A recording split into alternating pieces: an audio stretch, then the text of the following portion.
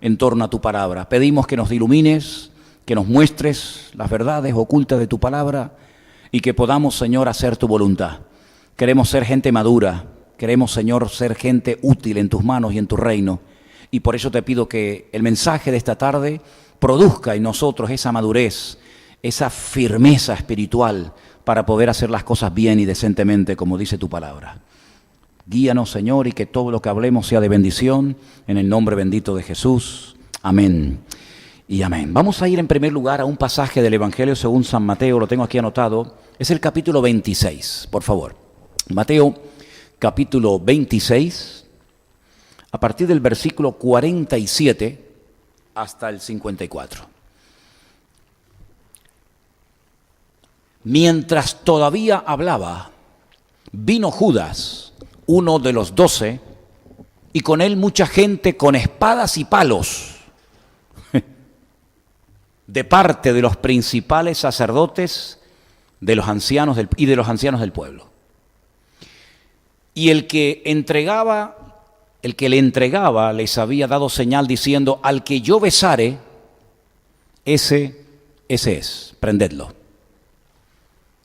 Enseguida se acercó a Jesús y le dijo: salve, maestro, y le besó.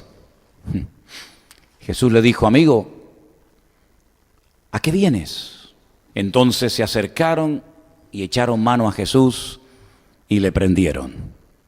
Pero uno de los que estaban con Jesús, ahí no dice quién, pero como gracias a Dios esto se cuenta en otros evangelios, sabemos que era Pedro, ¿vale? Uno de los que estaba con Jesús, extendiendo la mano, sacó su espada e hiriendo a un siervo del sumo sacerdote, le cortó la oreja. Qué culto más interesante, ¿eh? Le cortó la oreja.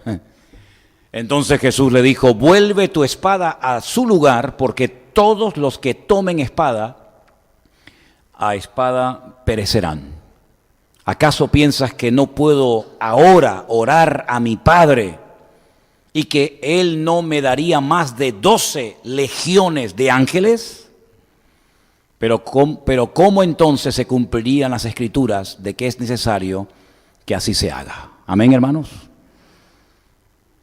El Señor le muestra a Pedro que a pesar de la injusticia que se está a punto de cometer en el huerto de Getsemaní, llevándolo de esa forma tan humillante y cruel a las autoridades de la época para ser sentenciado a muerte, el Señor Jesucristo le está enseñando a Pedro y a todos nosotros que hay momentos en la vida en los que por cumplimiento a la palabra no tenemos ni que mover ni un solo dedo, sino decir: Señor, esta es tu voluntad y yo la acepto. Y la historia está llena, plagada de personas que aceptaron la condena a muerte, no quejándose, no defendiéndose, sino diciendo: amén, Señor, que sea tu voluntad. Y vemos que en la vida de Pablo, él no luchó, ni peleó, ni se rebeló contra los que le iban a prender, sino que simplemente él decía: bueno, el tiempo de mi partida está cercano y entrego mi vida al Señor. Vemos, por ejemplo, en la vida de Cristo, que Él le dice a Pedro: mira, pero vamos a ver, ¿pero tú te crees que yo necesito que tú me defiendas a mí? ¿A dónde vas tú con esa espada, muchacho? Cuando yo podría pedirle a mi Padre que en este momento mandara 12 legiones de ángeles y se acaba el follón, se acaba el problema y punto. ¿Por qué no lo hizo? ¿Por qué se dejó prender? ¿Por qué se dejó escupir? ¿Por qué se dejó que le arrancaran la barba a pedazos? ¿Por qué se dejó azotar? ¿Por qué se dejó humillar de esa manera? Porque dice él que las Escrituras tenían que cumplirse. Y cuando detrás de mi sufrimiento, detrás de mi dolor, está la palabra de Dios y la voluntad de Dios, yo no me rebelo, yo no tengo que defenderme, porque si esa es la voluntad de Dios, la aceptamos y punto. Amén, hermanos. Cristo podía haberse librado de la cruz, ¿sí o no? Sin ningún problema. Se podía haber librado de la muerte sin ningún problema. Se podía haber incluso descolgado, bajado de la cruz sin ningún problema, no te quepa la menor duda. Pero ¿y por qué no se defendió? ¿Por qué se dejó que le pegaran, que lo humillaran, que lo crucificaran como si fuera un criminal? ¿Por qué? Porque así estaba escrito en la palabra de que tenían que ocurrir las cosas, ni más ni menos. Por lo tanto, él acata, él acepta la voluntad del Padre y él dice, yo no muevo ni un solo dedo, así que estate quietito, mete la espada y estate quietito, que yo me sé defender solo.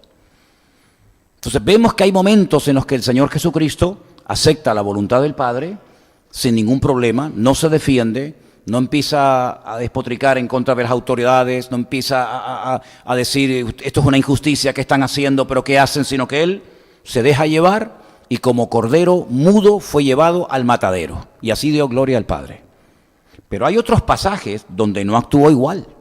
Hay otros pasajes en los que actuó con tremenda contundencia. Y los vamos a leer. Y el pasaje que vamos a ver esta tarde está en todos los evangelios. Luego tuvo que ser algo, créame, que les tuvo que impactar muchísimo a Mateo, a Marcos, a Lucas y a Juan, porque si no, no lo hubieran contado. Pongo un ejemplo. Hay muchas cosas que, por ejemplo, Juan cuenta en su evangelio, que si él no las hubiera escrito, no nos hubiéramos enterado. Por ejemplo, la conversación que mantuvo con la mujer samaritana en Juan capítulo 4. El paralítico de Betesda, Juan capítulo 5. Si Juan no lo cuenta, tú y yo no nos enteramos de que un día fue a Betesda y salió un paralítico de 38 años. Juan capítulo 9, el ciego de nacimiento. Si Juan no nos cuenta ese milagro, tú y yo no nos enteramos. ¿Por qué? Porque es que no está en ninguna parte de la Biblia. Pero esto que vamos a hablar en esta tarde lo cuentan los cuatro, Mateo, Marcos, Lucas y Juan, lo cual quiere decir que fue algo muy impactante, algo que les impactó muchísimo la reacción del Señor. Y vamos a leerla. Vamos a empezar, por ejemplo, por el Evangelio de Mateo, Mateo capítulo 21, del versículo 12 al 13, los detalles que nos da Mateo. La historia es muy larga, pero vamos a leer solamente 2 versículos. El primero es este. Jesús entró en el templo de Dios y echó fuera a todos los que vendían y compraban en el templo. Los echó fuera. Volcó las mesas de los cambistas y las sillas de los que vendían palomas. Versículo 3. Y les dijo, escrito está, mi casa, casa de oración será llamada, mas vosotros la habéis hecho cueva de ladrones. Nos quedamos con el dato. Vuelca las mesas, vuelca las sillas y saca a la gente que está metida en el templo. Ahora, vamos a hacer un poco de historia. ¿Qué hacía esa gente ahí metida? ¿Quién les había dado permiso? Quiero recordarles que en la época de Jesús, el sacerdocio estaba totalmente corrompido. Era una vergüenza. De hecho, los cambistas estaban allí por permiso de los 2 sumos sacerdotes que para colmo eran familia. Uno era el suegro y otro era el yerno. Y entre los 2 tenían un trapicheo dentro del templo que consistía que cuando la gente llegaba después de viajar kilómetros o días al templo para presentar los correspondientes sacrificios, llegaban y le decían, no, ese no vale, ¿por qué? Porque tiene un pelo que no sé qué, ese no vale porque no sé cuánto. Y entonces, ¿ahora qué hago? Bueno, aquí vendemos corderos, aquí vendemos ovejas, claro, ¿y a quién tenían que comprarle? A ellos. Así que eso era todo un comercio, era todo un negocio que había allá adentro con autorización y con respaldo y con apoyo de las autoridades religiosas de la época. Anás sabía que allí se estaba trapicheando en el templo, lo sabía y lo permitía. Y Caifás exactamente lo mismo. Es decir, a nadie se le ocurriría poner un tablón, una mesa llena de animales y cambiar dinero dentro del templo sin permiso de estos 2. Allí no se movía ni una mosca sin permiso de Anás y de Caifás. Luego los que están allá adentro no es que se colaron, sino que están allí con permiso y con apoyo de estos. Y cuando Jesús entra, que yo sepa, vamos a ver lo que nos dice Mateo, ya lo hemos visto, vamos a ver lo que nos dice Marcos, vamos a ver lo que nos dice Lucas, vamos a ver lo que nos dice Juan, que yo sepa, Jesús no se pone de rodilla con las manos levantadas diciendo, Padre, limpia tu casa. No oró, tampoco se puso a reprender a los demonios, porque es que hay algunos que se pegan todo el día reprendiendo a los demonios, que ni siquiera están. Porque es que hay algunos que tienen una facilidad espectacular para ver al diablo por todos lados. Ojalá tuvieran la misma capacidad para ver al Señor por todas partes. Porque yo veo a mi Dios por todas partes. Y si el diablo está en la esquina ni me interesa. Pero parece que hay algunos que han invertido el orden y están todo el día que si el diablo aquí, que si el diablo por allá, que si el diablo no sé qué. ¿Y el Señor dónde está? Entonces vamos a ver lo que nos dice Marcos. Quédense con los detalles que cada uno nos va dando. Marcos dice, en el Evangelio que lleva su nombre, capítulo 11, verso 15, vinieron pues a Jerusalén, y entrando Jesús en el templo comenzó a echar fuera a los que vendían y compraban en el templo. Vendían y compraban. Volcó las mesas de los cambistas, las sillas de los que vendían palomas, es decir, más o menos lo mismo que nos cuenta Mateo. Y no consentía que nadie atravesase el templo llevando utensilio alguno. Vámonos a Lucas, por favor. Bueno, el de Lucas no lo vamos a leer porque es prácticamente lo mismo, está bien, no hay problema. Hay un detalle que no hemos leído que está en Juan, capítulo 2. Juan cuenta algo que se le pasó a Mateo, que se le pasó a Marcos y también a Lucas. No le hemos leído el de Lucas porque ya te digo, es prácticamente igual que lo que hemos leído, pero quiero que presten atención a Juan capítulo 2, del versículo 13 al 16. Presta atención, es muy interesante la porción que tenemos ahí. Juan 2, del 13 al 16. Estaba cerca la Pascua de los judíos, luego era una fiesta muy importante. Hay 3 fiestas que era obligatorio subir a Jerusalén. Esta que se llama Pesaj en hebreo, que significa saltar. Pascua, que era en la primera fiesta del año, era en la primavera, entre los meses de abril y mayo, se sigue celebrando hoy en día. 50 días más tarde venía otra fiesta que nosotros los cristianos la llamamos como Pentecostés, pero que en hebreo significa la fiesta de las semanas, Shavuot. Y al final del año había una tercera fiesta que tenían que subir obligatoriamente a Jerusalén, que era una fiesta que la conocemos con el nombre de los tabernáculos, que en hebreo es la fiesta de Sukkot, porque la gente sale de las casas hasta el día de hoy, es una fiesta muy bonita, y en los jardines, en las azoteas, en los parques, construyen como una cabañita, y tienen que estar ahí comiendo, durmiendo con la familia para recordar el tiempo que estuvieron en el desierto. Pero esto que vamos a leer ahora pasó entre el mes de marzo y abril, porque era la fiesta de Pesaj, la fiesta de la Pascua, la que les recordaba la liberación de Egipto, de la esclavitud. Y dice que cerca de la Pascua, los judíos, subió Jesús a Jerusalén, subió. Porque siempre dice subir, porque es que Jerusalén es tan alto, ¿sabes? Y cuando vas a Jerusalén tienes que subir. Por eso siempre vas a encontrar esa expresión. Halló en el templo a los que vendían bueyes, ovejas y palomas. Madre mía, dentro del templo, fíjate qué vergüenza. Ovejas, bueyes, palomas y a los cambistas allí sentados. Esa es muy interesante ese dato. Allí sentados, como estaban ya posicionados. Era su negocio. No es que pasaban por allí y dijo, voy a aprovechar, sino que ya estaban allí sentados, estaban afincados. La Biblia cuando habla de que estaban sentados, significa de que ya habían echado raíces. Esto es mío, este es mi negocio, de aquí no me va a sacar nadie. Y haciendo un azote de cuerdas, eso solamente lo cuenta Juan. Mateo no nos cuenta eso. Marcos tampoco, ni Lucas tampoco. Pero Juan dice que haciendo un azote de cuerdas, echó fuera del templo a todos. Y las ovejas y los bueyes, y esparció las monedas de los cambistas, y volcó las mesas, y dijo a los que vendían palomas, quitad de aquí esto, y no hagáis de la casa de mi padre casa de mercado. Hasta ahí.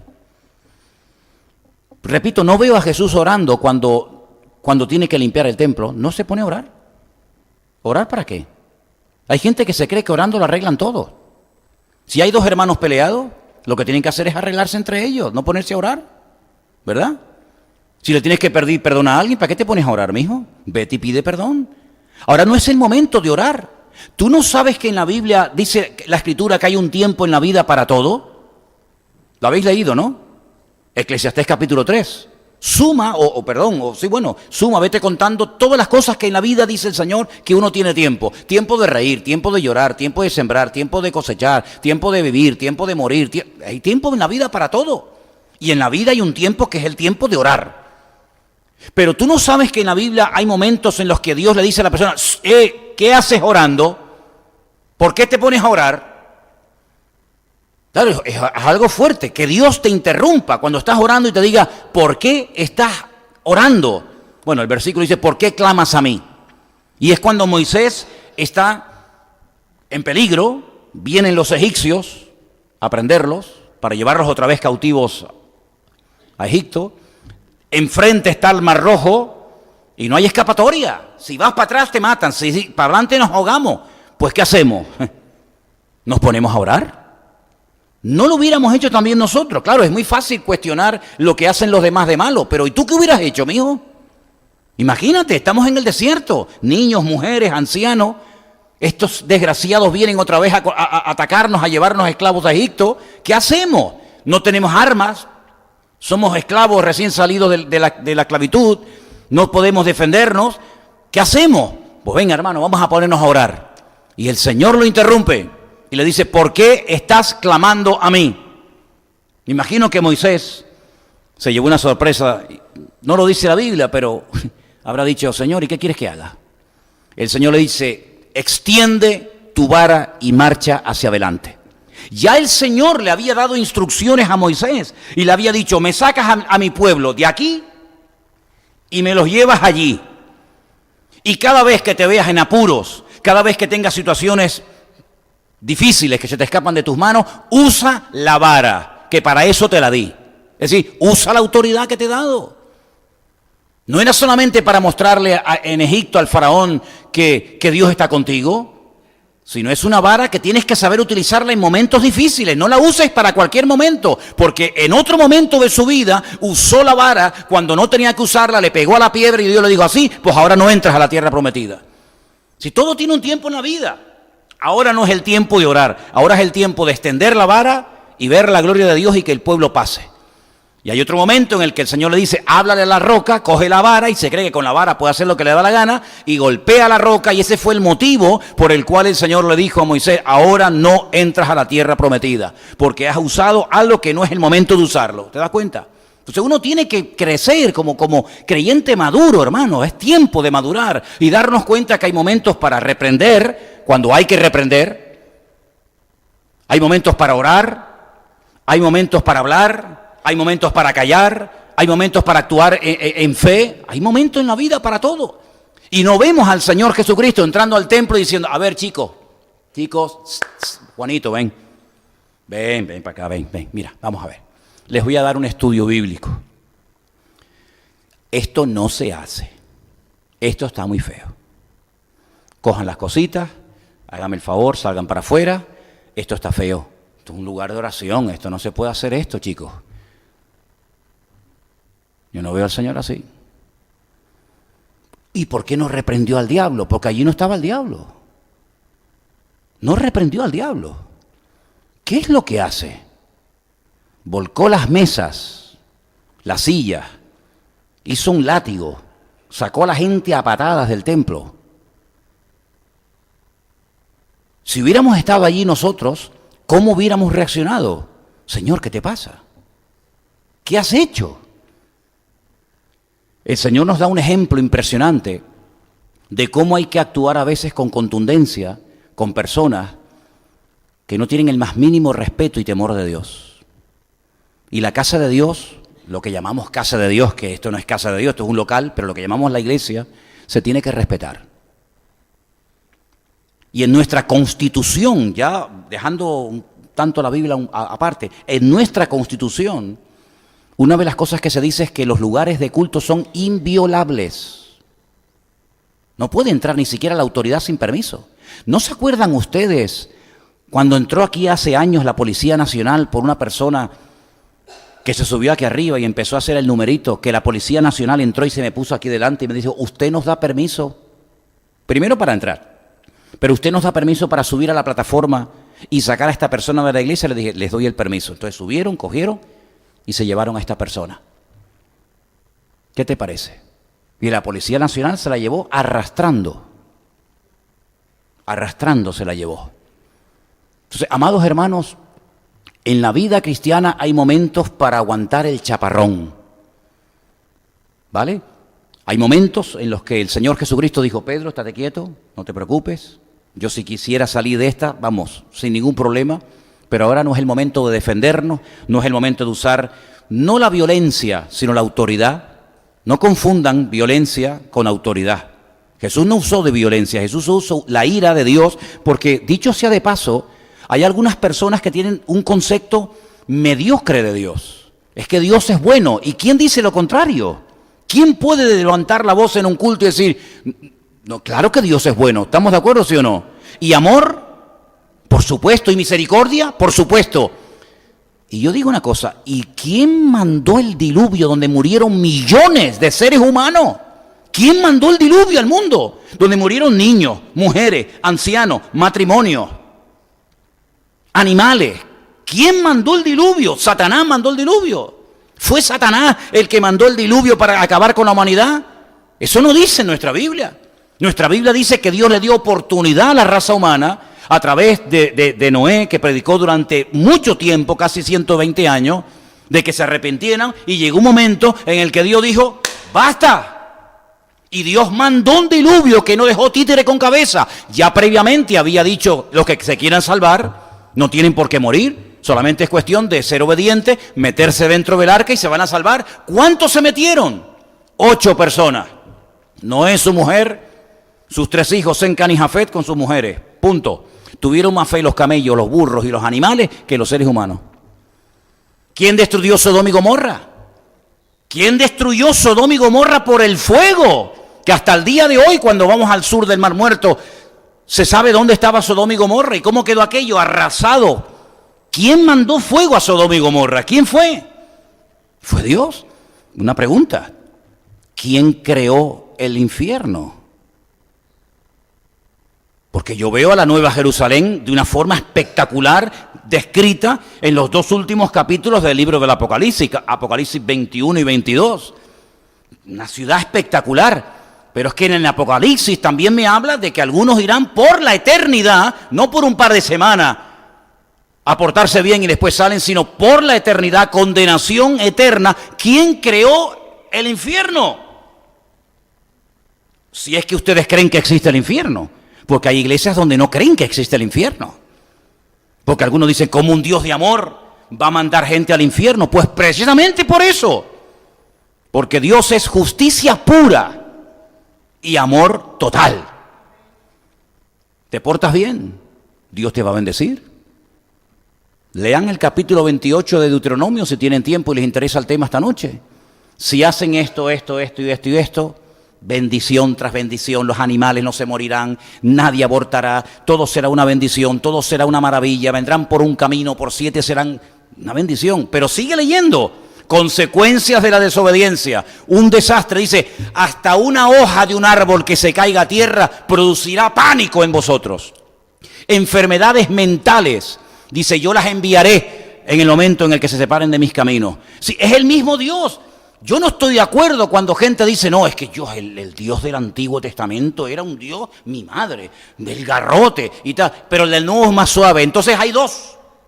El Dios malo y duro del Antiguo y el Dios bueno y suavecito, ¿verdad? Que parece que tiene una manga así de ancha que todo lo tolera y lo permite, del Nuevo Testamento. Pues no, Señor, hay un solo Dios y a Él solo servirás y honrarás. Lo que pasa es que hay un momento en el que Dios en la historia demuestra su ira y demuestra su justicia, y hay otros momentos en los que muestra su misericordia y su perdón. Pero en la cruz, ¿quién permitió que le mataran al Hijo? ¿Quién permitió que Pilato le echara mano? ¿Quién permitió que lo llevaran a la cruz? ¿Quién permitió? El Padre. ¿Quién abandonó en la cruz, aparte de sus discípulos, etcétera? ¿Quién abandonó fundamentalmente al Hijo? El Padre. El Padre lo abandona, el Hijo se da cuenta, nadie se dio cuenta de nada, porque allí está María, está Juan, está la Magdalena, está el centurión, pero sin embargo Él se da cuenta, dice, Dios mío, ¿por qué me has desamparado? Y el mismo Padre abandona al Hijo. ¿Por qué? Porque en ese momento había cargado el pecado de toda la humanidad. Pero vamos a ver, si cuando uno peca y mete la pata no se siente mal, ¿sí o no? Imagínate cargar el peso de toda la humanidad sobre tu vida. Todos los asesinatos, todos los crímenes, todas las violaciones, todos los secuestros, toda esa culpabilidad, ponértela encima sin comértelo ni bebértelo, siendo la santidad personificada y yendo a la cruz a morir. No por mí, yo no tengo que morir por mí, yo soy santo. Morir por aquel y por aquella y por el otro, por los que habían muerto, por los que estaban vivos y por nosotros que aún no habíamos ni siquiera nacido. Y Él voluntariamente carga el pecado. ¿Quién permitió que le mataran al Hijo? ¿El diablo lo mató? Fue el Padre el que permitió que Jesucristo fuera crucificado. Pero Isaías capítulo 53 dice, y después cuando resucite, verá el fruto de su aflicción y quedará satisfecho. ¿Cuántos dicen amén? Luego, el amor de Dios no anula la justicia de Dios. De hecho, cuando vamos al libro de Apocalipsis, encontramos que hay un libro, un registro de los que son convertidos. Y dice la Biblia, y todo aquel que no se halló inscrito en el libro de la vida fue arrojado al lago de fuego y azufre. ¿Sí o no? Eso lo dice la Biblia. Bueno, pues hay iglesias que como eso fue tan fuerte, pues ya no predican del infierno, sino que eso es algo alegórico. Si cuando les interesa es literal y cuando no les interesa es alegórico. Pues miren, hermano, yo veo al Señor Jesucristo que nos da ejemplo en todo. Hay momentos cuando coja un chiquillo y los niños saben, los niños no disimulan. Me acuerdo una vez le di un beso a un chiquillo le picó la barba, ¿no? Es un adulto, aunque tú le piques con la barba, no tiene que tener mucha cara para hacerte delante tuyo así, ¿no? Pero el chiquillo lo hace, no se corta un pelo. Y el chiquillo cuando le dice, ven, o el chiquillo viene, los niños se mataban por ir con Cristo y los niños no son bobos. Los niños saben quién les da cariño y quién no les da cariño. Hombre, los puedes engatusar con caramelitos, como doña Carmen, que le da caramelos y bombones a los chiquillos, los tiene locos, ¿no? ¿Vale? Pero ese mismo Cristo que atraía a los niños es el mismo Cristo que un día le dijo a un discípulo, Satanás, apártate de mí. A un discípulo lo llamó Satanás. Pero días antes le había dicho, bienaventurado eres, Simón, hijo de Jonás, porque esto que acabas de declarar no te lo reveló carne ni sangre, sino mi Padre que está en los cielos. Es decir, vamos a coger todo lo del Señor, no solamente lo que nos gusta, no solamente lo que nos interesa. La ira de Dios también la cogemos, claro que sí. Y horrenda cosa, dice la Biblia, es caer en manos del Dios vivo. Tremendo. Vemos, por ejemplo, casos en la Biblia tremendos, donde Dios a veces tiene que castigar a su pueblo, ¿o no? Dios tiene que castigar a veces a su pueblo y abandonarlo y permitir que otras naciones les ataquen. ¿Por qué? Porque la paga del pecado es la muerte y abrían la puerta y cuando iban detrás de otros dioses, cuando dejaban al Señor, cuando quebrantaban su palabra, el Señor permitía que vinieran los enemigos y vamos, no desaparecieron esta gente en la historia por la misericordia de Dios, porque fueron perseguidos y masacrados por todas partes. Pero sin embargo dice la Biblia que las bendiciones siguen a aquellos que hacen la voluntad de Dios. El bien y la misericordia, Salmo 23, el bien y la misericordia te seguirán todos los días de tu vida. Cuando el Señor es tu pastor, sí. Cuando estás alineado con Dios, sí. Pero cuando haces lo que te da la gana, cuando en la iglesia eres una cosa y fuera eres otra, ni bien ni misericordia ni vaina. Lo que te va a seguir es la desgracia y lo que te va a seguir son las puertas cerradas y te vas a ver más solo que la una y te vas a ver que, como dice la Biblia, Dios puso el cielo de bronce. Y la oración no pasa. ¿Por qué? Porque no estás bien delante del Señor. Dice la Biblia, la oración eficaz. ¿Tú no hablabas el domingo de eso? La oración, a veces he oído gente que mencionan versículos y yo digo, pero si no lo está diciendo mal. No, hermano, la Biblia dice que la oración del justo puede mucho. Es que eso no dice la Biblia. ¿Cómo que no? No le quite a la Biblia, hombre. Cítela bien. La oración eficaz es la que puede mucho. Eso es lo que dice la palabra. Como aquellos que dicen, y Dios bendice al dador alegre. ¿Dónde dice eso? No, la Biblia. ¿Dónde lo dice, mijo? Dios ama al dador alegre, dice Primera de Corintios. ¿Dónde dice la Biblia que Dios bendice al dador alegre? Yo creo que Dios bendice, claro, pero no me cambien los textos y los amaña a su manera. Dios ama al dador alegre, que lo bendice, claro, pero no me cambie una cosa por otra.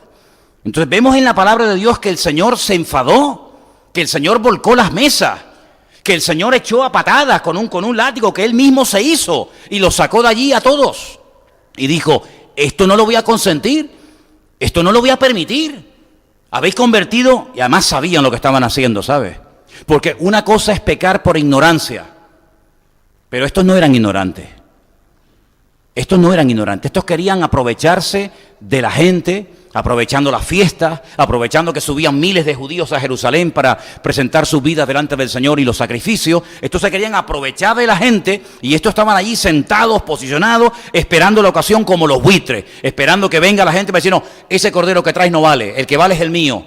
Y la gente, la pobrecita, ignorante, pues compraba y tal, y aparte decían que los precios que ponían de aquellos corderos eran terroríficos, abusivos, pero como la forma de acercarse al Señor en aquel tiempo era a través de animales, si no traes un animal, no entras a la presencia de Dios hasta el año que viene que venga. Entonces la gente hacía, hermano, todo tipo de esfuerzos y de sacrificios, ¿verdad?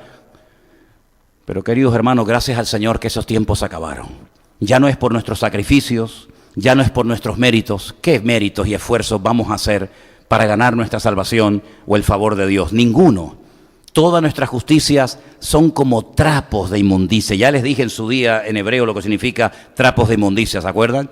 Todo eso el Señor lo considera nada. Pero cuando Él tiene que obrar con contundencia, cuando Él tiene que ponerse en su sitio y decir, esto no lo voy a permitir, el Señor lo hace.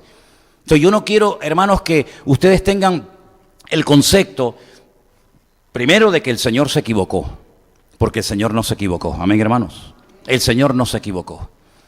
Y cuando ocurran en otras ocasiones, que espero que no, pero si ocurren en otras ocasiones situaciones de personas que vienen a perturbar, de personas que vienen a mofarse del Evangelio, de personas que vienen a creerse que los cristianos somos idiotas, y los cristianos no somos idiotas. Los cristianos no somos tontos. Pues que tengan claro que en este lugar se respeta. Y cuando venga la gente a este lugar, que viene voluntariamente, y voluntariamente se van, que sepa que hay unos mínimos. ¿Cómo me dolió cuando una política de Madrid, una chica que está en un partido político, entraron a una iglesia católica, hicieron allí un desmadre y casi se desnudaron? Eso es una falta de respeto. No nos debemos de alegrar ante semejantes cosas, porque eso es un disparate, eso es una falta de respeto terrible. Mira, aunque lo hicieran en una mezquita musulmana, me da exactamente igual. Hay cosas en la vida que hay unas rayas que no se pueden atravesar. Hay unos mínimos, hay unos principios de educación, de respeto, y yo sé que en el mundo esos valores y esos límites como que ya se han perdido. Pero no, Señor. Nosotros los cristianos sabemos hasta dónde podemos llegar. Y sabemos que hay momentos de perdón, de misericordia, pero momentos si no te pases ni un pelo conmigo, Se lo dije una vez a uno, digo, no te pases ni un pelo conmigo, porque tú me conoces como cristiano, pero si tengo que dejar el título de pastor para ponerte en tu sitio, lo hago, amigos. Y por eso es muy importante, hermanos, que todos tengamos el mismo sentir. Que nos demos cuenta que cuando una persona entra a un culto, sea este o sea cualquier otro, a interrumpir, a liarla, con una falta de respeto total y absoluto, amigo, nosotros los cristianos recurrimos a lo que nos dice la Biblia, a las autoridades que han sido puestas por el Señor. Quiero que vengas conmigo, yo sé que no te lo había dicho previamente, pero quiero leer Romanos capítulo 12. En Romanos capítulo 12 hay unas palabras muy interesantes que de vez en cuando deberíamos de leer, porque la Biblia nos habla acerca de cómo el Señor establece, de cómo el Señor pone en nuestro camino a las autoridades para que las respetemos y para que recurramos a ellas cuando sea necesario. Dice la Biblia, en Romanos capítulo 12, por favor. Romanos capítulo 12, capítulo que habla acerca de los deberes cristianos, versículo 19, por ejemplo. No os venguéis vosotros mismos, amados míos, dejad lugar a la ira de Dios, porque escrito está, mía es la venganza, yo pagaré, dice el Señor. Si tu enemigo tuviere hambre, dale de comer, si tuviere sed, dale de beber, pues haciendo esto, ascuas de fuego amontona sobre su cabeza. No seas vencido de lo malo, sino vence con el bien el mal. Y ahora mira lo que dice, sométase toda persona a las autoridades superiores, porque no hay autoridad sino de parte de Dios, y las que hay, ¿qué dice? Por Dios, han sido establecidas. De modo que quien se opone a la autoridad, a lo establecido por Dios resiste, y los que resisten acarrean condenación para sí mismos. Versículo 3, porque los magistrados, las autoridades, la policía, etcétera, no están para infundir temor al que hace el bien, sino al malo. ¿Quieres pues no temer a la autoridad? Haz lo bueno y tendrás alabanza de ella, lógicamente. Porque es servidor de Dios para tu bien. Es servidor de Dios, está puesto ahí para nuestro bien. Pero si haces lo malo, teme, porque no en vano lleva la espada. Bueno, hoy en día ningún policía lleva la espada, pero lleva la porra, ¿no? ¿Vale? Bueno, en Venezuela sé que algunos llevaban un machete. Yo por lo menos de niño me acordaba de aquello, ¿no? Y dice, pues es servidor de Dios, vengador para castigar. a todo el que hace lo malo. Por lo cual es necesario estarle sujetos no solamente por razón del castigo, sino también por causa de la conciencia. Entonces, hay unos impuestos, nos podrán gustar más o menos, pero hay que pagarlos. Hay unos límites de velocidad, nos pueden gustar más o menos, pero hay que respetarlos. Hay unos vados, hay unos lugares donde no se puede aparcar, y en estos días estamos viendo todo un desfile de los últimos vados que se han puesto por la calle. Claro, llega la gente, aparca, pum, multa que te pego. Amigo, es que no me gusta. Bueno, a mí tampoco me gustan muchas cosas y no me queda más remedio que aceptarlas. Luego, primero, partimos de la base de que Dios ha puesto en nuestro camino una serie de normas, dentro y fuera de la iglesia. La iglesia no es una anarquía, hay iglesias donde cada uno hace lo que le da la gana, pero se equivocan. La iglesia es el lugar donde más orden y donde más respeto tiene que haber. De aquí para arriba, los que no están en alabanza no tienen por qué subir a tocar instrumentos. Usted no tiene aquí que subir para nada. Usted es músico. No, entonces ¿para qué sube? En el sonido, ¿para qué sube usted a opinar del sonido si usted no está en el sonido? De la predicación, usted es predicador, no, entonces ¿para qué me está todo el día cuestionando lo que digo y lo que no digo? Sí, tenemos que saber, queridos hermanos, como si entráramos ahora a la escuela dominical y le llamáramos la atención a una hermana que se está perdiendo el culto para atender a nuestros hijos. Bueno, los míos no, porque ya gracias a Dios salí de esa etapa. Entonces, tiene que haber un respeto a los músicos, al pastor, a los diáconos, a los ujieres. Me acuerdo que una vez un hermano me dijo, oye, le dije a tal persona que por lo que sea no se puede sentar aquí, y me dijo, a mí si no me lo dice el pastor no te hago caso. Una falta de madurez espectacular, porque nadie en esta congregación se pone donde quiere, sino que lo ponen. Y cuando hay un ujier en la puerta, ese ujier no se ha puesto solo, ese ujier lo hemos puesto nosotros. Por lo tanto merece un respeto, como las maestras dominical, como los niños, exactamente como todos. Eso de puertas para adentro, pero de puertas para afuera no estamos exentos de cumplir las leyes del mundo, siempre y cuando, subrayo, siempre y cuando no vayan en contra de lo que dice el Señor. Como por ejemplo se encontró Daniel en una situación donde no lo dejaban orar, prohibido orar durante X tiempo, y Daniel dijo, de eso nada. ¿Por qué? Porque por encima de la ley humana está la ley de Dios.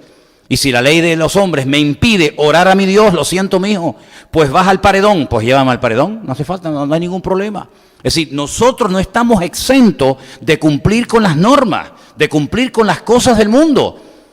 Me acuerdo que una vez había un grupo de hermanos en una parte de la península, claro, por aquí no se pueden dar tantos datos porque está toda la gente con la escopeta siempre, mira lo que dijo, en un lugar de La Mancha, cuyo lugar no quiero acordarme. Había un grupo de hermanos que se fueron al campo y comenzaron a construir como una especie de chabola, una especie de no sé, sí, eso, como de chabola, para hacer una iglesia. Y vino la policía, y la policía les dijo, aquí no pueden ustedes ponerse a construir una iglesia. Es que estamos alabando al Señor. Me da igual, como si están alabando a San Pancracio. Aquí eso no se puede hacer. ¿Y sabes cuál fue el argumento del pastor a la policía? Esta tierra le pertenece al Señor. Porque la Biblia dice, del Señor es la tierra y su plenitud. Y aquí construimos una iglesia. Eso es sacar las cosas del contexto. Eso es sacar las cosas del contexto. Usted no puede coger mañana, irse a un terreno privado y construir una iglesia o ponerse ya a acampar sin permiso. Es que somos cristianos. Y con más motivo todavía, el mundo tiene que saber que nosotros los cristianos cumplimos las leyes del mundo. Y algunas no nos gustan. Algunas tal vez las podemos considerar un tanto injustas, pero como cristianos tenemos que respetar las leyes de Dios y las leyes de los hombres. Y termino diciendo algo que el Señor Jesucristo nos enseñó. Darle al César lo que es de César y a Dios lo que es de Dios. Si tenemos este concepto bien claro en nuestra vida, interiorizado, nos vamos a dar cuenta que hay momentos en los que Dios tiene que actuar con contundencia, con seriedad. No es el momento de orar ni de reprender, es el momento de comportarse con autoridad, defendiendo la propiedad de Dios, defendiendo el honor del Señor, defendiendo el respeto a Dios. Y a veces se puede dialogar, gloria a Dios, pero es que hay momentos, hermanos, en los que no se puede dialogar. Y entonces me gustaría que todos y cada uno de nosotros, primero, si entra en algún momento determinado una persona al culto a interrumpirlo, primero, nosotros no nos vamos a descentrar, sino vamos a estar ¿Qué es? ¿Hay alguien que está cantando? Seguimos cantando. Es momento de predicación, seguimos escuchando la predicación. No nos produce un caos, todo el mundo nervioso, preocupado. Usted no se preocupe, que vamos a actuar lo mejor que se pueda para solucionar el problema. Y hermanos, damos gracias a Dios que estamos en España, ¿eh? Porque si nosotros tuviéramos la iglesia en Irán, o en Arabia Saudita, o en Marruecos, o estos países que vienen y tienen todos los derechos habidos y por haber, pero que si nosotros fuéramos a los de ellos, no podríamos ni llevar una Biblia bajo el brazo, probablemente ni nos dejarían congregarnos, probablemente ni nos dejarían ir a un lugar con la palabra de Dios en la mano. Pero damos gracias a Dios de que aquí tenemos una libertad, gracias a Dios, que ha costado mucho esfuerzo y sacrificio conseguirla, porque en este país ha habido persecución y en este país se ha prohibido leer la Biblia. Y yo me acuerdo, yo no tengo tanta edad, pero yo me acuerdo en varias ocasiones llevarme desde la Plaza del Charco detenido a la comisaría del Puerto de la Cruz, porque en aquellos tiempos no se podía hablar en aire libre, y quitarnos los folletos, y tuvimos que aguantar el chaparrón. Pero gracias al Señor que hoy por hoy hay una libertad. Vamos a valorarla, vamos a respetarla, pero no vamos a bajar la guardia, porque el enemigo lo único que quiere es poner nervioso al pueblo de Dios. Lo único que quiere es perturbar y robar la paz. Pero a Cristo les recuerdo, amados hermanos, que la paz nuestra le costó la vida. No dejes que nada ni nadie te robe la paz ni la bendición de Dios de tu corazón. ¿Cuántos dicen amén? Oramos, cierra tus ojos, por favor, ahí donde estás. Vamos a darle gracias a Dios. Que Dios nos ayude a madurar, a aprender, a poner la mirada siempre en el Señor, confiando en Él. Dice la Biblia, encomienda, dirige al Señor tu vida, tus oraciones, espera en Él y Él hará. Alabado sea Dios. Pero eso no significa de que vamos a bajar la guardia. El pueblo de Dios nunca debe de bajar la guardia, nunca. El pueblo de Dios siempre tiene que estar alerta. Y los sugieres ni te cuento, como esos perros que tienen los pastores en los rebaños que están todo el rato mirando al horizonte, por si acaso ven las orejas del lobo, y automáticamente actúan y ladran y van a por él. Exactamente igual la iglesia del Señor, los hijos de Dios, tienen que estar atentos, velando, orando, no ignorando las maquinaciones del enemigo, las acechanzas del diablo, sino siempre cubriendo la iglesia, los jóvenes, los niños, la vida de los pastores, etcétera, con la sangre de Cristo. Unidos, orando, velando, siempre, Señor, protege, cuida, bendice tu obra, aparta al enemigo, y siempre con esa actitud, aleluya, de gozarnos, pero con un ojo mirando al Señor y con otro ojo abierto, siempre pendiente de los peligros que pueden venir en el futuro. Te damos gracias, Padre, porque tu palabra nos advierte, tu palabra es lumbrera, nuestro camino nos ilumina la vida, la mente. Nos muestra cómo tenemos que actuar ante adversidades, ante luchas. La Biblia contiene todas las respuestas y todos los ejemplos y todas las circunstancias por las cuales tú nos vas a permitir pasar. Que actuemos correctamente en cada situación. Que nada ni nadie robe la paz del corazón de tu iglesia. Que podamos estar siempre unidos, acechando, velando, pendientes, Señor, sabiendo que tenemos que pelear y defender a tu amada iglesia. Gracias te damos, Dios mío. Dice la Biblia que hasta la muerte, hasta la sangre, tenemos que pelear por la sana doctrina y por la unidad de tu pueblo. Y pedimos que tú bendigas a tu iglesia sobre toda la faz de la tierra. Que estemos los cristianos unidos, velando como nunca antes, Señor. Atentos, sabiendo cuál es mi terreno y cuál no es mi terreno. Sabiendo hasta dónde puedo llegar y hasta dónde no debo meterme, Señor. Ayúdanos, trae esa madurez, trae ese crecimiento a nuestra vida para que sepamos cómo actuar en cada circunstancia, Señor. Te damos gracias, Señor, y queremos darte gracias también en este momento por tu palabra. Gracias, Dios mío, porque en ella encontramos los ejemplos y encontramos cómo tú actuabas en cada momento de la vida. Gracias, Padre, por ser nuestro ejemplo, nuestro modelo a imitar. En el nombre de tu amado Hijo Jesús. Amén. Amén. Gloria al Señor. Les recuerdo, hermanos, el campamento de niños. 31, como bien saben ustedes, y lo acabo de decir ahora, fue durante todo este tiempo de confinamiento y seguirá siendo para el resto de nuestras vidas un salmo que nos ha inspirado y nos ha ayudado a no dudar, a no desconfiar, a no tener nervios, angustia, preocupación. Y es que la palabra de Dios, toda la palabra de Dios, pero especialmente este salmo del cual quiero hablar una vez más en esta tarde, es un salmo que inspira confianza, ¿sí o no? Es un salmo que inspira esa seguridad que todos tenemos depositada en nuestro Dios y que sabemos que no es una fe ciega, no es una fe vana, sino más bien todo lo contrario. Es increíble si ustedes, por ejemplo, se meten en internet y ponen, por ejemplo, la palabra talismán o amuleto, la cantidad de cosas a las cuales la gente se agarra, se cuelgan en el cuello, ponen detrás de las puertas de sus casas, en el coche o donde sea, para sentirse protegidos y para sentirse seguros. Me acuerdo que hace años había taxistas aquí en la ciudad de Santa Cruz de Tenerife que ponían una herradura en la parte de delante del coche, porque siempre se ha creído, no sé por qué, que las herraduras eran como señal de buena suerte.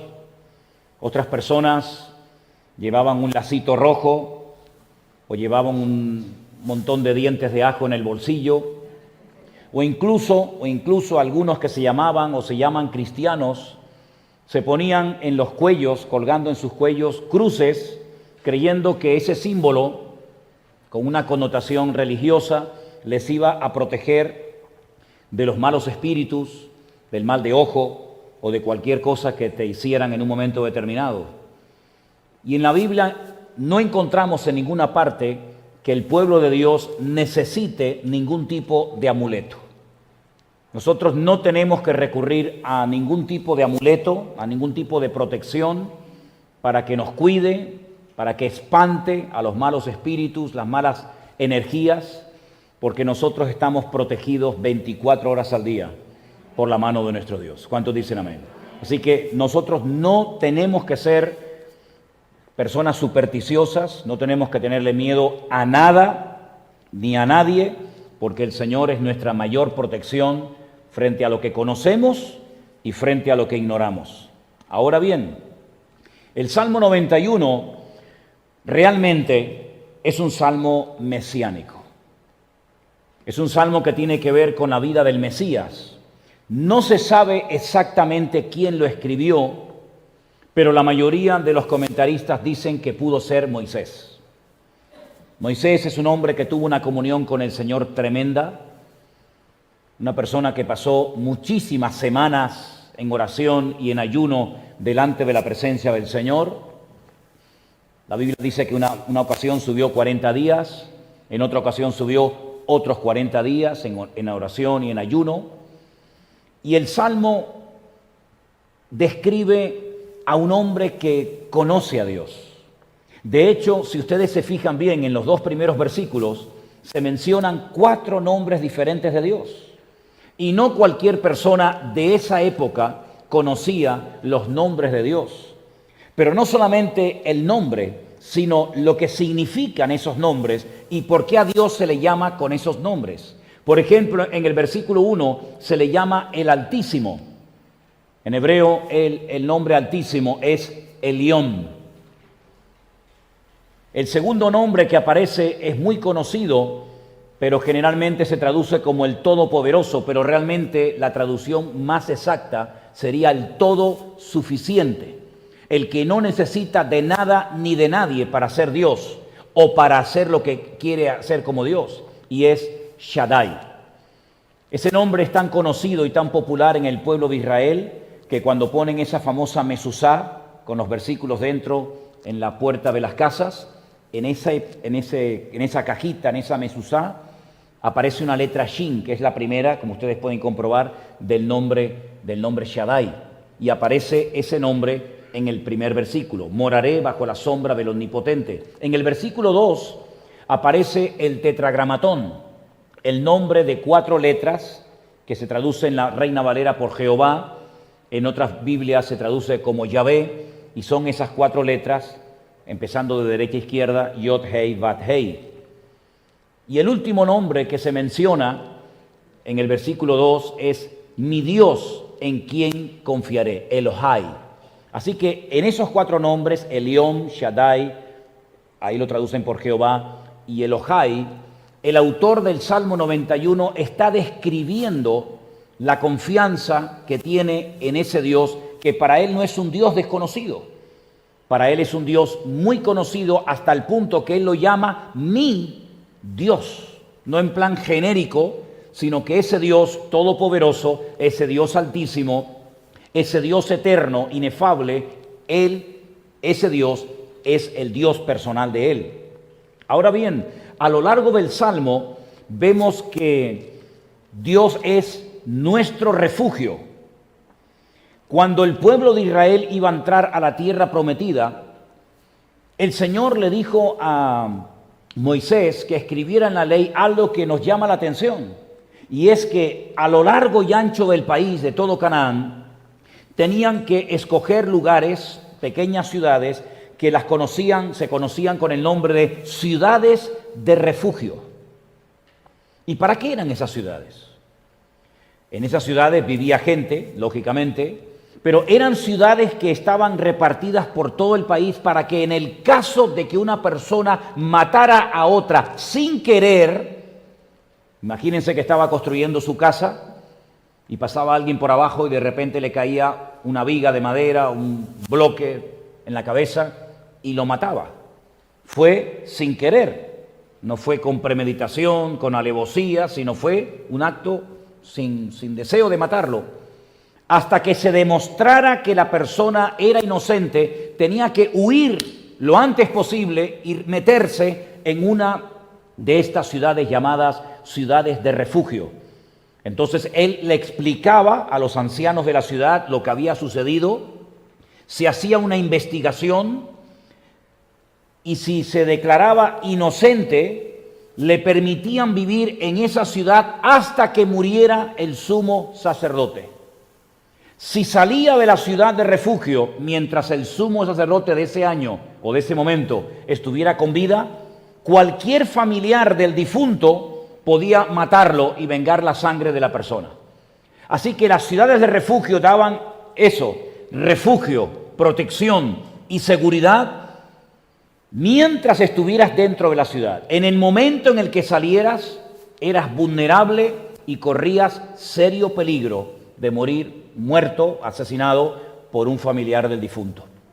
Así que en la mentalidad del pueblo de Israel, la palabra refugio era una palabra muy importante, porque cuando tenías la desgracia de matar a alguien sin querer, no se hacía como en aquellos tiempos que automáticamente te mataban, sino que había la posibilidad de un lugar donde podías vivir tranquilo, protegido, confiado, y nadie te podía tocar.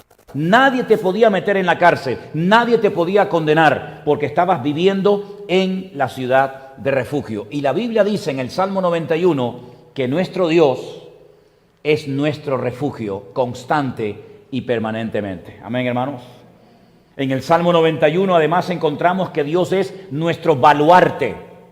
La palabra baluarte la emplea el apóstol Pablo en una de las cartas que le escribe a Timoteo, cuando habla acerca de la iglesia.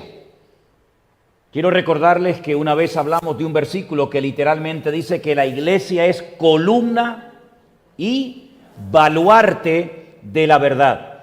Un baluarte era una fortificación en forma pentagonal, lo más parecido, lo que podemos en este momento ver en el mundo, que nos demuestra cómo era un baluarte, es el famoso Pentágono, que está en los Estados Unidos, en el estado de Washington, ¿verdad? Allí en Nueva York. Allí hay una construcción en forma de pentágono, y eso es lo que se llamaba un baluarte en la época del Imperio Romano. Ahí vivían los soldados romanos, ahí se protegían, ahí se resguardaban, y era un lugar de seguridad. Y la Biblia dice que la iglesia es un lugar de seguridad, de protección, es un baluarte para el pecador que viene buscando auxilio y ayuda y socorro en la casa de Dios, en la iglesia del Señor Jesús. Bueno, pues en el Antiguo Testamento el Señor se compara con un edificio que protege, es un baluarte, es una protección en momentos de crisis o en momentos de necesidad. La Biblia compara a Dios con un escudo, y tal vez un escudo hoy en día, pues de poco sirva o prácticamente de nada, pero en aquellos tiempos un escudo te podía salvar la vida. Prueba de ello, era tan importante un escudo que cuando el apóstol Pablo le escribe la carta a los hermanos de la iglesia de Éfeso, en el capítulo 6, cuando él describe la armadura del cristiano, ¿se acuerdan? Él dice, y sobre todo, tomad el escudo de la fe con el que podáis apagar todos los dardos de fuego del maligno. Podías tener una buena espada, una buena jabalina, un buen arco y una buena flecha, un buen casco, pero si no tenías un escudo, podías morir porque no tenías nada para poder protegerte de los ataques del enemigo. Y la Biblia nos enseña que Dios es nuestro escudo. Ahora, la palabra que también aparece en el Salmo 91 es adarga. ¿Qué es una adarga? Una adarga es eso. Es un escudo en forma de corazón. A lo largo de la historia, en todas las culturas, en todas las civilizaciones, ha habido escudos, redondos, escudos ovalados, escudos rectangulares, pero la adarga era un escudo que se hacía en un principio de cuero y después de metal, ¿verdad?, de bronce o de hierro, y tenía esa forma así como de corazón. Dice la Biblia que Él es también ese tipo de escudo para nuestra vida. Él es el que nos protege, Él es el que nos cuida de enemigos físicos y de enemigos espirituales. Me llama la atención que hay 3 animales que se mencionan en el Salmo 91. El león, el áspid o la serpiente y el dragón, ese ser mitológico que siempre el dragón, siempre sea en el Antiguo o en el Nuevo Testamento, siempre representa y tipifica a Satanás, al diablo. La Biblia dice que aunque tengamos enemigos que pueden ser como el león, como la serpiente o como el dragón, el Señor ha prometido protegernos 24 horas al día. Por eso el Salmo 91, si tienes ataques de angustia, ataques de ansiedad, nervios, miedo, temor, a lo que sea, no pares de leerlo todos los días. Cada vez que te venga un ataque de esta índole, ponte a leer el Salmo 91 y te aseguro que es el mejor antídoto en contra de todas estas historias que en un momento determinado cualquiera de nosotros puede ser atacado de esta manera. Amén, hermanos. Ahora bien, en el Salmo 91, en el versículo 11, curiosamente es un versículo que Satanás en el desierto le citó al Señor Jesucristo. Cuando le dice, súbete al pináculo del templo, a lo más alto. Se calcula que el pináculo del templo tenía desde la punta hasta el suelo más de 100 metros de altura. Y le dice, súbete a lo alto del pináculo del templo, tírate abajo, no te va a pasar nada, y le dice, pues a sus ángeles mandará acerca de ti que te guarden en todos tus caminos para que tu pie no tropiece en piedra. Una mala utilización de la palabra de Dios para hacer caer en tentación al Señor Jesucristo y hacer algo innecesario, hacer algo ridículo, que no tiene ningún sentido, que se suba a lo alto de un edificio y se tire abajo para demostrar que la Biblia nos enseña que no podemos tentar a Dios, no debemos tentar a Dios. Y esto era un disparate, pero Satanás se mueve en lo absurdo, en lo ridículo, en lo disparatado, cuando la Biblia dice que Dios es nuestro culto racional. No perdemos el raciocinio, pero Satanás te lleva a hacer cosas ridículas, a hacer cosas absurdas, y todo aquello que no es racional no viene de parte de nuestro Dios. Ahora pueden ustedes discernir muchos de los disparates que se hacen y se dicen y se enseñan en las congregaciones, que no tienen nada que ver con el sentido común, ni tiene nada que ver con lo racional, ni tiene nada que ver con el orden, sino con auténticos disparates, con auténticas locuras, que en vez de darle gloria a Dios, lo que hacen es abrir la puerta al enemigo y se creen encima que es el gran mover del Espíritu Santo de Dios. Increíble.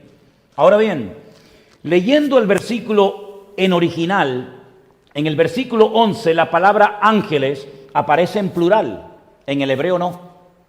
En hebreo no dice malachim, sino que en hebreo dice malahai. Y esa palabra se puede traducir de la siguiente manera. Mi ángel, malach es ángel o enviado. Cuando alguna palabra hebrea termina en i, que sería la letra pequeñita, la yod, es pertenencia. Malach, malahai, mi ángel o mi enviado. Escuchen esta explicación que me parece muy interesante. En Jerusalén, todavía hasta el día de hoy, se pueden visitar dos estanques. Los dos, en los tiempos de Cristo, estaban dentro de la ciudad vieja, dentro de las murallas, que eran mucho más grandes que las que existen hoy en día, que son del siglo XV, mandadas a construir por Sulimán I. Las murallas de los tiempos de Cristo abarcaban la parte de abajo, parte del torrente de Cedrón, y entonces el estanque de Siloé estaba dentro de la ciudad, pero hoy en día está fuera, en un barrio árabe. El único estanque que está dentro de la ciudad vieja de Jerusalén es el famoso estanque de Betesda, que entrando por la Puerta de los Leones la tienes ahí enseguidita.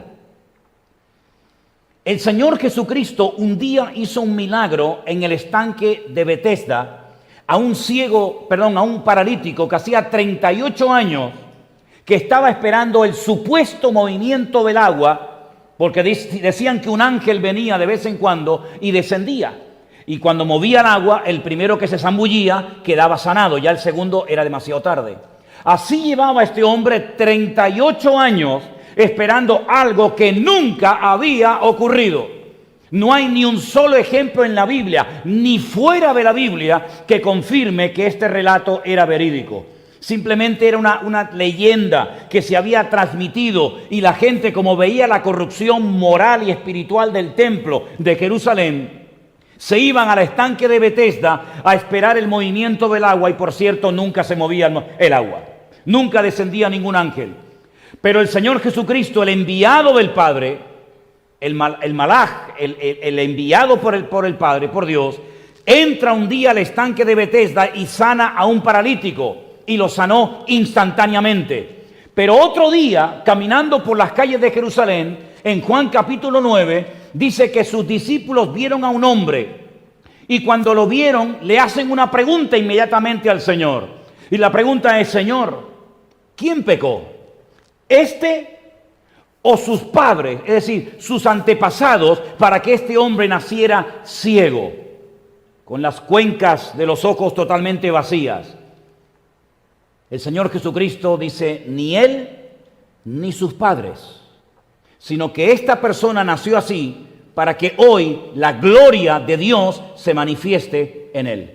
Lo que para algunos es una maldición de herencia, de padres a hijos, para Cristo era una oportunidad para ser glorificado y demostrar el poder de Dios. ¡Qué ignorancia tan grande! Siempre echándole la culpa a la persona o echándole la culpa a los antepasados, cuando a veces ocurren cosas en la vida que no son cuestiones de maldición, sino son oportunidades para Dios manifestar su poder y su gloria y demostrar que a Él no lo limita nada ni nadie.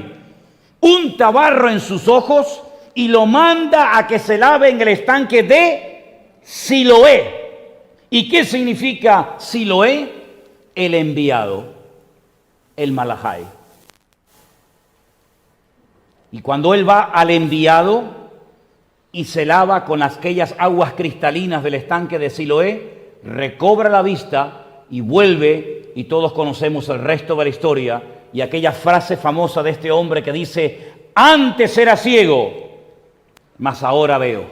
Es que el que te sanó es pecador. Dice: si es pecador, no lo sé. Lo que sé es que yo antes no veía y ahora veo. Y nunca se ha oído que ningún pecador le abra la vista a los ciegos. Y entonces cuando los judíos se enfadan con él, porque le dicen: ¿nos vas tú a hablar a nosotros? Y tienen que traer a sus padres, etcétera, etcétera. Qué interesante notar que en este salmo, en el versículo 11, al que Dios va a mandar para cuidar nuestra vida, no es a un grupo de ángeles, que estaría muy bien si el Señor mandara un grupo de ángeles para que nos tuvieran protegidos y custodiados durante todo el resto de nuestra vida. Pero es mejor lo que el Señor va a hacer. Él envió a su Hijo unigénito al mundo. Él es el ángel, Él es el enviado del Padre para que esté con nosotros y en nosotros para siempre, todos los días hasta el fin del mundo. Y Él acampa alrededor de nosotros, nos defiende y nos protege. Por eso es que el miedo, que es una de las armas favoritas que al diablo le gusta muchísimo utilizar en contra de los hijos y de las hijas de Dios, puede ser destruido, puede ser neutralizado y puede desaparecer sabiendo que el enviado de Dios, el Malahai de Dios, el Hijo de Dios mismo en persona, se dedica a cuidarnos, a protegernos de lo que conocemos y vemos y de lo que ignoramos y nuestros ojos no pueden ver, porque el Señor ha prometido cuidarnos y protegernos todos los días de nuestra vida. ¿Cuántos dicen amén? Por eso podemos dormir con la luz apagada. Y por eso no tenemos que tener miedo de que alguien se haya metido debajo de la cama. Qué casualidad con todas las camas que hay en el mundo que siempre se meten debajo de la tuya. Hay millones de camas, pero siempre está el malo, el hombre del coco, el del saco, siempre está debajo de la tuya. Mira que hay camas en el mundo, ¿eh? Pues la Biblia nos enseña que Él es el que nos protege, Él es el que nos cuida, Él es el que nos sana, Él es el que nos ayuda. Es decir, en Cristo lo tenemos absolutamente todo. Ahora, fíjate qué curioso. En este capítulo dice que bajo su sombra podemos estar tranquilos. La sombra en el desierto es fundamental. Te puedes deshidratar así, en segundos, en minutos, si no encuentras rápidamente agua y una sombra bajo la que cobijarte. Cuando vamos al desierto de Judea, me gusta llevar a los hermanos a un lugar donde hay un solo árbol en medio del desierto. No hay más. Yo lo llamo a ese árbol mi amigo Sansón. Siempre está verde, todo alrededor está seco, un calor terrible. Pero cuando te vas acercando al árbol salen cientos y cientos de pajaritos que se meten ahí bajo la sombra de ese pobre árbol para protegerse del calor del día. Y por la tarde los pastores que están de paso ponen un ratito a sus ovejas o a sus cabras debajo del árbol para que se refresquen un poco antes de emprender el viaje de vuelta al aprisco, al redil, donde tienen que pasar la noche. En el desierto dice la Biblia que el Señor era una sombra para su pueblo. Ahora, no estamos hablando de una docena de personas. No estamos hablando de un pequeño grupo de personas que con unos paraguas se podían proteger del calor abrasador del desierto. Estamos hablando de una multitud de miles, de millones de personas. Y dice la Biblia que durante el día el Señor era sombra para que su pueblo estuviera protegido, como un paraguas gigante que protegía a toda la nación. Pero todo el mundo sabe que durante la noche en el desierto hay muchísimo frío. No importa que durante el día tuviéramos 48, 50 o más grados de temperatura, por la noche cae en picado la temperatura y tienes que encender un fuego porque hace un frío tremendo. Y por la noche dice la Biblia que el Señor hacía una columna de fuego tan inmensa que el pueblo estaba totalmente calentito y protegido durante la noche del frío del desierto, y además las fieras estaban, digamos, sin poder entrar dentro del campamento gracias a aquella protección sobrenatural de parte del Señor. El Señor se compara con una sombra bajo la cual te puedes poner, sentarte y descansar tranquilamente. Para los judíos, la sombra fue algo muy importante durante muchos años. Pero ellos comparan esa palabra, la sombra, Betzel, la comparan con unas carpas que construyen durante una semana, que se llama la Sukkah, y se meten dentro de ellas, hoy en día también, para recordar que sus antepasados fueron nómadas en el desierto durante 40 años. Y curiosamente hacen como un juego ahí numérico de números y de letras, porque la palabra Sukkah en hebreo, el valor numérico es 91, y 91 es el salmo que leemos cuando estamos cansados, cuando estamos nerviosos, cuando estamos angustiados. Leemos el Salmo 91 e inmediatamente fluye la paz del Señor, inunda toda la casa, todos los rincones de nuestra vida, espíritu, alma y cuerpo. Y repito, es como un bálsamo, es como cuando tienes un dolor terrible de cabeza, que te dan un sobrecito de algo, te dan una pastilla y al rato ves que se va y se fue el dolor de cabeza o de muela o de oído o de lo que sea. Cuando tengas miedo, cuando no puedas dormir, cuando estés preocupado, cuando estés nervioso, cuando tengas demasiadas pulsaciones, cuando no sabes si dormir o levantarte, no sabes si venir a la iglesia o taparte hasta aquí y que no te vea nadie, no sabes si vestirte o desnudarte, si comer o llorar, si reír. Cuando no sepas qué hacer, te agarras el Salmo 91 y te pones a leerlo en alta voz. y comienzas a decir: el que habita al abrigo del Altísimo morará bajo la sombra del Omnipotente, y comienzas una vez y otra vez y otra vez, y te va a entrar una paz que al día siguiente algún familiar tuyo va a creer que te moriste de lo profundo que duermes, hasta roncas como un niño de meses. ¿Lo van a hacer? ¿Lo van a hacer? Funciona, ¿eh? Te digo sinceramente que funciona. Es un antídoto contra la angustia perfecto. Ahora bien, en el Salmo 91, versículo 14, dice: por cuanto en mí ha puesto su amor, yo también lo libraré, le pondré en alto por cuanto ha conocido mi nombre. No dice solamente que sabe mi nombre, sino que ha conocido mi nombre. Si ustedes prestaron atención a la lectura que se leyó en esta tarde, vayamos a Juan capítulo 17, dice en el versículo 6 algo muy interesante. El Señor Jesucristo, hablando con sus discípulos, les dice a ellos: he manifestado tu nombre a los hombres que en el mundo me diste. He manifestado tu nombre. Si no ha quedado oculto en este tiempo que yo he estado con ellos, yo he manifestado tu nombre. En el versículo 12, cuando estaba con ellos en el mundo, yo los guardaba en tu nombre. Y en el versículo 26 dice: y les he dado a conocer tu nombre. El Salmo 91 está lleno de promesas tremendas, y muchas fluyen a raíz del conocimiento del nombre de Dios, de la esencia, de la naturaleza de Dios. El Señor Jesucristo ahora en Juan capítulo 17 le dice a sus discípulos: ustedes saben que no se mantuvo oculto durante mi vida con ustedes el nombre, la esencia, el significado profundo del nombre de mi Padre, sino que le he manifestado tu nombre, los he guardado en tu nombre y les he dado a conocer tu nombre. En la época del Señor Jesucristo nadie se atrevía a pronunciar el nombre de Dios. No el primer nombre que vimos, el León, el Altísimo, o el Shaddai, todo suficiente, o Elohai, mi Dios, sino ese tercer nombre que en las Reinas Valera aparecen como Jehová o Yahvé en otras versiones. Esas 4 letras consonantes, ninguna vocal, nombre impronunciable, que solamente una vez al año, escuchen bien, solamente una vez al año, el sumo sacerdote, aquel que iba con aquellas vestiduras, ¿verdad?, con piedras preciosas y todo aquello, cuando salía del lugar santísimo, después de haber presentado el sacrificio por toda la nación, salía y con sus manos levantadas hacía la famosa bendición sacerdotal. El Señor te bendiga y te guarde y haga resplandecer su rostro sobre ti. Esa oración que ya conocéis, esa bendición. Y ese día, esa persona, solamente una vez al año, se atrevía a pronunciar el nombre de Dios.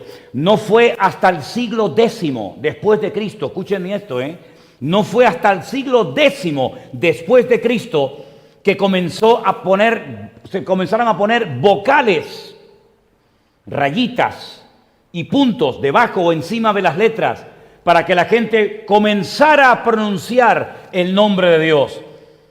Y la primera letra que le pusieron para que suene ya, la primera letra para que suene sílaba ya, fue tomada de la primera letra del nombre Adonai.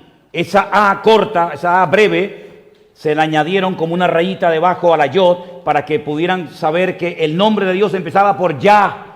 Y después pusieron otras letras. Ahora, fíjense qué interesante. Nadie se atrevía a pronunciar el nombre de Dios.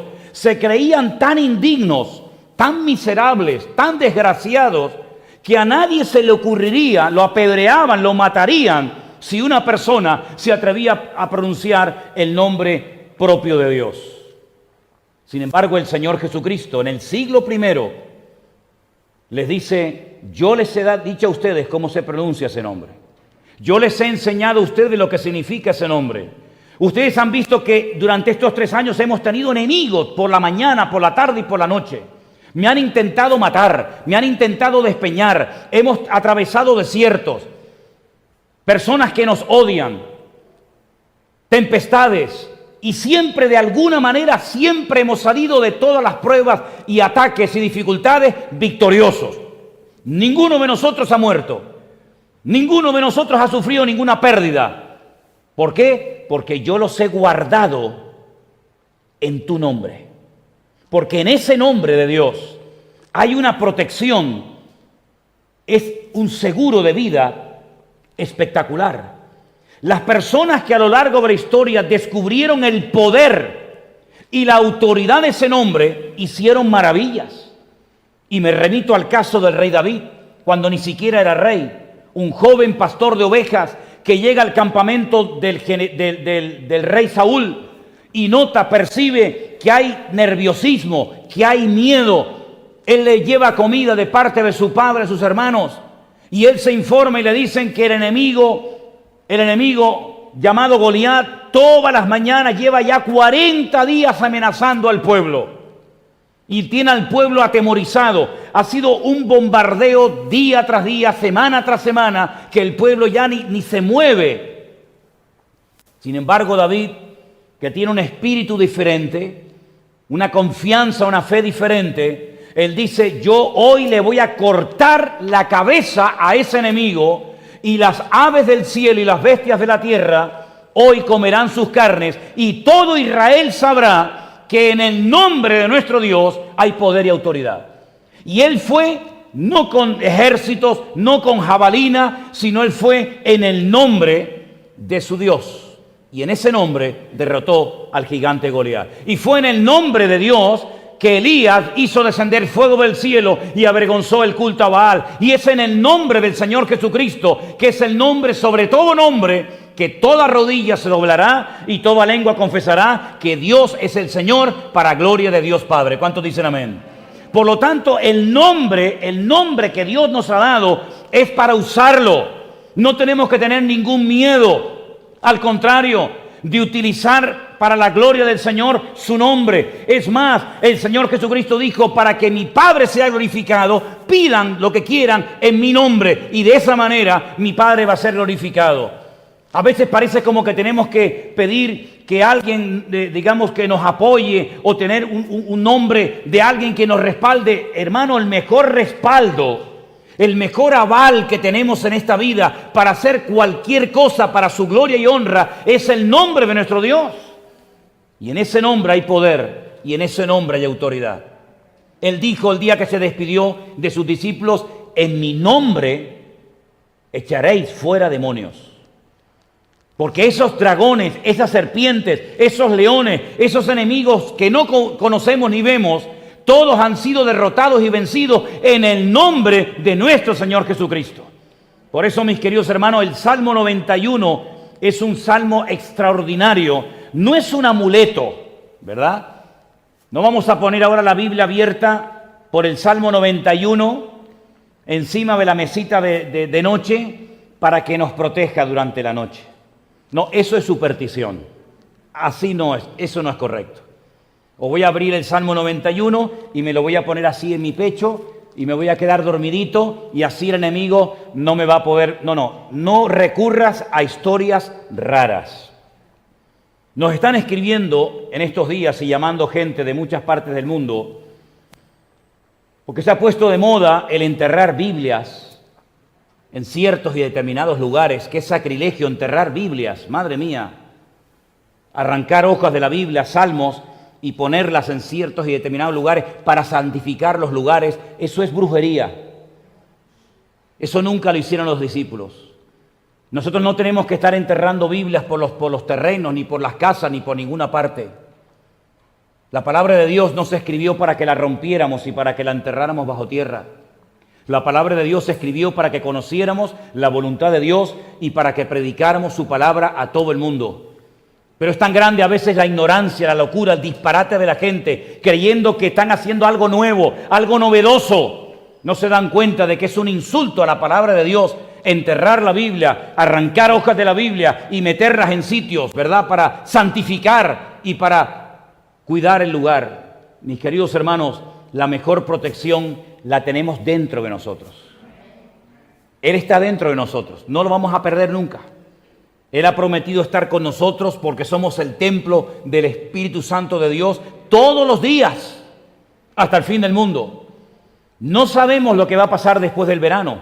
A lo mejor nos vuelven a meter otra vez para adentro, Así que disfruten de estos cultos, disfruten de estas reuniones, porque no sabemos si en septiembre o en octubre otra vez tendremos que meternos en casa y tendremos otra vez que volver a las redes sociales, pero ya el Señor nos ha enseñado que con la puerta abierta o con la puerta cerrada, Él siempre estará con nosotros cada día hasta el fin del mundo. ¿Cuántos dicen amén? Ponte de pie conmigo en esta tarde, hermano. Dale gracias al Señor. Cierra tus ojos ahí donde estás. Dale muchas gracias al Señor. Porque al final del Salmo dice que el Señor le mostraría el resultado, el fruto de su trabajo, como dice Isaías 53, veré o verá el fruto de su aflicción y quedará satisfecho. Eso significa de que la cruz no fue un fracaso, como alguno dijo. Eso significa que la cruz no terminó con todo, sino fue el inicio de algo tremendo e imparable que nada ni nadie podrá detener jamás. Y es que el Evangelio del Señor Jesucristo se está predicando en todas las naciones de la tierra, y no importa lo que va a ocurrir en las próximas semanas o meses, lo importante es saber que Él está con nosotros y que no importa lo que ocurra, el Señor nos va a proteger. Cierra tus ojos y ahí donde estás, vamos a orar al Señor en esta tarde. Pon tu confianza en el Señor, no tengas ningún temor, no tengas ninguna duda que lo que Dios ha comenzado, Él lo va a terminar, mis queridos hermanos. El Señor va a cuidar de nuestra salud, de nuestra economía. El Señor va a proteger nuestras vidas. El Señor va a ayudarnos a seguir adelante en sus caminos. No tengas ningún temor. No te sientas sola en ningún momento, incomprendido, porque el Señor está con nosotros. Él sabe lo que es la soledad, Él sabe lo que es la traición, pero nunca se puso nervioso, nunca se afligió, hasta el punto de llegar a una desesperación total y absoluta. Fue afligido, es verdad, fue probado, fue tentado en todo, pero Él era el príncipe de la paz. Aleluya. Y a Él le damos en esta tarde toda la gloria y toda la honra. Bendito sea el nombre del Señor. Guárdanos, Señor, en el nombre de Jesús. Guárdanos, Señor, protégenos. Vela, Señor, y cuida nuestra salida y nuestra entrada para ahora y para siempre. Tú eres nuestro protector, Santo Jesús. Tú eres nuestro cuidador. Aleluya, te alabamos, Señor. Aleluya. Lo importante es no temer y mantener la fe. Dilo conmigo. Lo importante es no temer y mantener la fe. No tiene miedo. Aleluya. Miedo a perder nunca la fe. Aleluya. Al Rey del universo lo tenemos. El todo vale nos protegerá. Lo importante no temer y mantener la fe. Lo importante es no temer y mantener la fe. Y el que cree en Él no tiene miedo, miedo a perder nunca la fe. Al Rey del universo lo tenemos, De todo mal nos protegerá. mi Shema, mi lo me faje, esta es una de de la tuya siempre la roba, me escucho me rota lumicula, mi Shema, mi lo me faje.